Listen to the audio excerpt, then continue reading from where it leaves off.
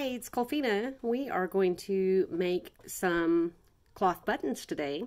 You start off with a circle of your fabric, linen or wool or whatever you're using.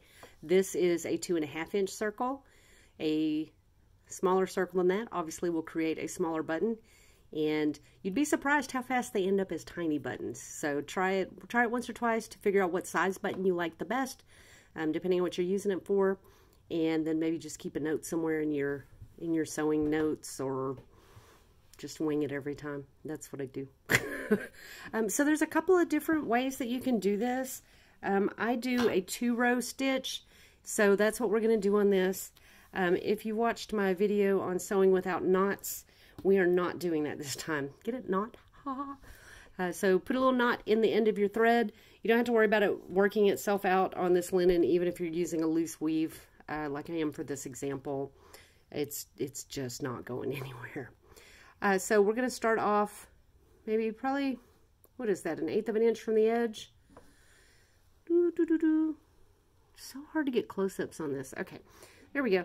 And we're just going to stitch all the way around. What this is going to end up doing is making a little cup shape, and then we tuck it inside, and then we sew it all together, and it will become a really cool fabric button.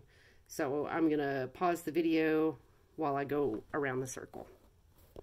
Okay, so a couple things that I forgot to mention, and I wanted to point out. You may have noticed that I have doubled my thread on here. That's because I'm using just like really inexpensive polyester thread, and when you start tugging to tighten up your buttons, it can snap. So I just double the thread when I'm using the inexpensive stuff. Linen thread usually will hold fine on its own, so if you're using linen, don't bother. You don't have to double it. I just pulled it. I wasn't even thinking about it. I came all the way back around the circle. Like, here's my knot. Oop, there's my knot. I actually came out like a stitch past it, and we're just gonna pull. This is just a simple running stitch all the way around. You see, and there's nothing perfect about it, but it's maybe 1/8 of an inch all the way around. You do want it, relatively evenly spaced though. All right, so there's my thread, and it doesn't matter which side you're on, but take your thumb and a finger and hold it in the center and pull your thread. You make a little cap. You could wear it. Probably can't wear it. A mouse could wear it. So there you go, a mouse hat. And then this is where you get to be a little fancier with it. You're going to smush it flat, and smushing is fancy. So as we smush, all of your gathers are actually going to turn kind of into pleats almost. You want to flatten everything out, but so that your edge all the way around is roundish, just so that you didn't make a square. Okay, so see, they're pretty good, right? And what we're going to do is we're going to come through on the close to the edge again with our needle and catch those little folds in the fabric. And where you don't have one, you can actually create one with a needle like I did right there. So there we go. I don't know. You should be able to see. We're gonna catch the folds all the way around. You want them evenly spaced, and then we'll come right back to the beginning, and I'll be right back as soon as I get there. Okay. So I went all the way around, and it's kind of funny because I was holding it up. I ended up actually sewing the opposite direction that I normally go, so that was kind of weird sewing backwards. But anyway, catching just the inside layer, not the back smooth side, and making little pleats where there were none. And I came just past the very first stitch, so pull that out.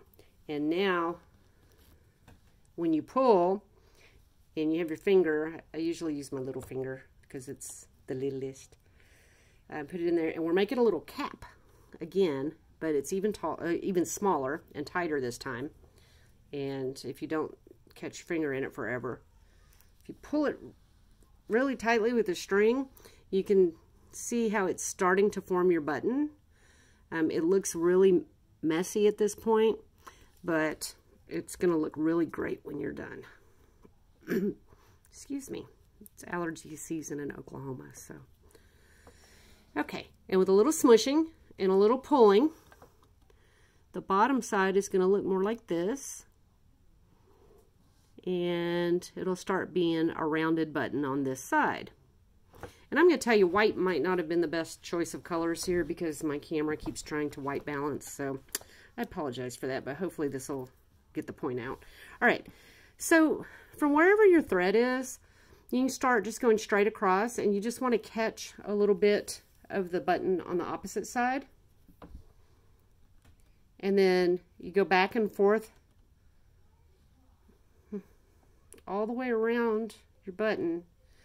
And this is a good time to catch any little bits that stick out or look odd to you. And you don't have to go in the same direction all the time. I kind of work back and forth and pretty randomly, to be honest. Just anything that catches my eye immediately. But you just want to make sure that you're going across. So start from one side and go to the other. And just keep working through it until you have a really nice shape that you like. And try to make sure that you've caught as much of the little folds going around as you can, just so that you don't have any lumps or bumps when you're finished. Now, I say so that you don't have any lumps or bumps. You're going to have lumps and bumps. Don't worry about that if you have a few. Because remember, this is the bottom side of your button. This is the part that's going to be against your fabric, so it won't even show. And that's why you don't have to worry about it being super pretty if you're just making these for the first time, or the 12th time, or the 50th time. They are a functional device, and honestly, the self cloth ones aren't really the prettiest ones. There's a lot of like thread wrapped buttons, and then cast buttons. They're really, really fancy and pretty. But these are super sturdy, and the nice thing is that you can make them just from the scraps from cutting out the pattern for your garb.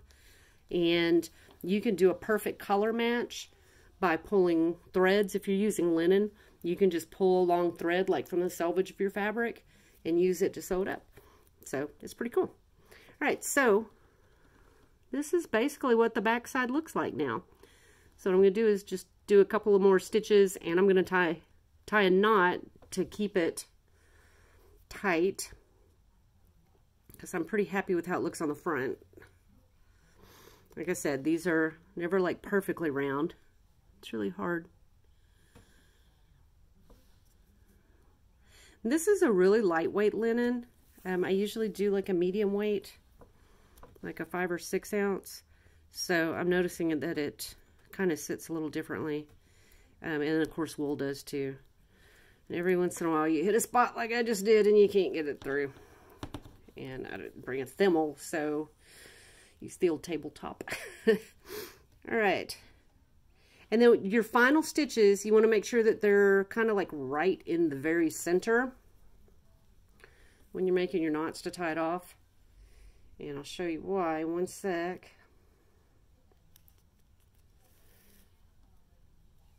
Also, if I can stop stabbing myself in the fingers. Okay, and so once you have a couple of good knots and it's tight and you have a button, whoops, be still button. It's being camera shy. All right, so one button. When you go to cut your thread, cut it long.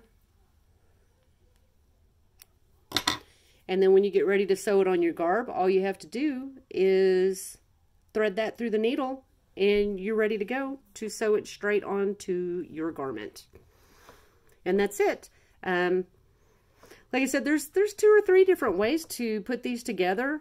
This is the one that I like because when I take my time and and do it well, they come out really nice, and they're really firm, and they've served me well so far.